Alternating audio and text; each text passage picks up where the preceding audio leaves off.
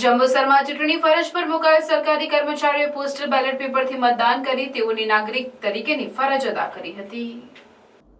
આગામી દિવસોમાં લોકશાહીના મહાપર્વની ઉજવણી થનાર છે। વહીવટી તંત્ર પણ સજ્જ થઈ ગયું છે, ત્યારે ચૂંટણી કામગીરીમાં જોડાયેલ સરકારી કર્મચારીઓ માટે મતદાન કરવા બેલેટ પેપરનો ઉપયોગ કરાયો છે, જેમાં PWD, female polling officer, presiding officer, PO1, local police, આવશ્યક સેવા, હોમગાર્ડ જવાનો અને લોકસભા મતવિસ્તાર પોલીસ સહિત માટે જંબુસર પ્રાંત કચેરી ખાતે બેલેટ પેપરથી મતદાન પ્રક્રિયા હાથ ધરાઈ હતી, જેમાં 1448 જેટલા મતદાતાઓ મતદાન કરશે। સવારે 10 વાગ્યાથી પ્રાંત કચેરી ખાતે મતદાન કરવા કર્મચારીઓ ઉમટી પડ્યા હતા, જેમાં પ્રાંત અધિકારી મહેશભાઈ Patel, TDO Hardiksinh Rathod, PI AV Panmiya, મામલતદાર વિનોદભાઈ પરમારે પોતાના મતાધિકારનો ઉપયોગ કર્યો હતો અને દરેક વ્યક્તિએ અવશ્ય મતદાન કરવું જોઈએ। પોતાનો કિંમતી મત આપી દેશના લોકશાહી પર્વમાં વધુને વધુ જનતાને ભાગ લેવા અપીલ કરી હતી।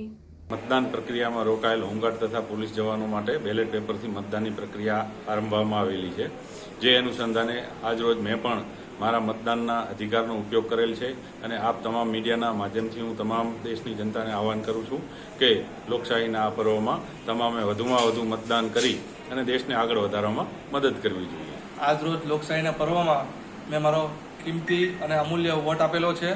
હું દેશની જનતાને પણ વધુમાં વધુ આ લોકશાહીના પર્વમાં ભાગ લે અને દેશ મજબૂત બને એ માટે વોટ આપવાની હું અપીલ કરું છું।